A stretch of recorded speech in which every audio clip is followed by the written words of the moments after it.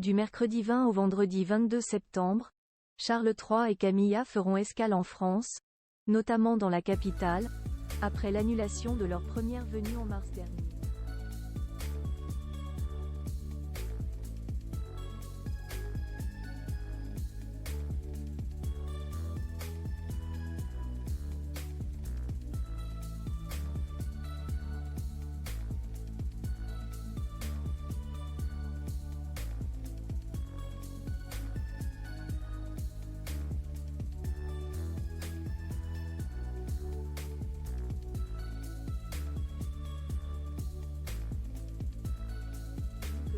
De la regrettée Élisabeth II et son épouse se rendraient dans le pays à l'étendard tricolore du 20 au 22 septembre prochain.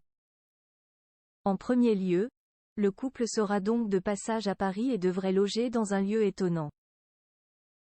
Quand il vient à Paris, Charles III dort à l'ambassade britannique, explique l'historien Kevin Guillot. Le prince William et Kate Middleton, quand ils sont venus à Paris en 2017, avaient été logés à l'ambassade, qui est considéré comme un territoire britannique en France. Élisabeth II faisait pareil, et dormait à l'ambassade quand elle était de passage dans la capitale. Charles III pourrait également faire un passage à la Villa Windsor, la résidence de l'un des couples les plus scandaleux de l'histoire anglaise, Wallis Simpson et Édouard VIII.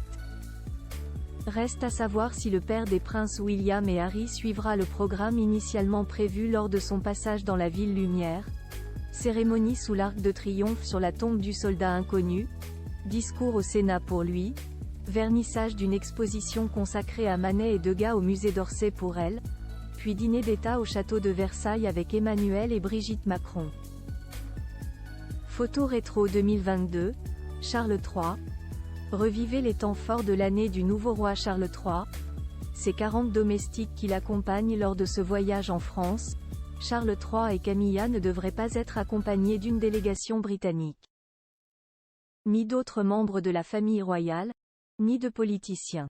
Par contre, de nombreux domestiques seront du voyage pour être aux petits soins pour le nouveau roi. Charles III devrait être entouré d'une quarantaine de personnes également logées à l'ambassade, souligne l'historien. Un personnel très nombreux qui n'était pas du goût de la reine Élisabeth II. Charles III a un style de vie très britannique, très aristocratique, alors que la souveraine était plus simple, plus bourgeoise. De son vivant, la monarque s'agaçait que son fils n'arrive avec plus de domestiques qu'elle quand ils allaient à Balmoral ou Sandringham s'amuse l'expert. Il faut dire que le roi a des petites manies, qui frise parfois l'obsession repassage chaque jour de ses pyjamas ou encore de ses lacets. Et 2 cm de dentifrice, pas plus, sur sa brosse à dents.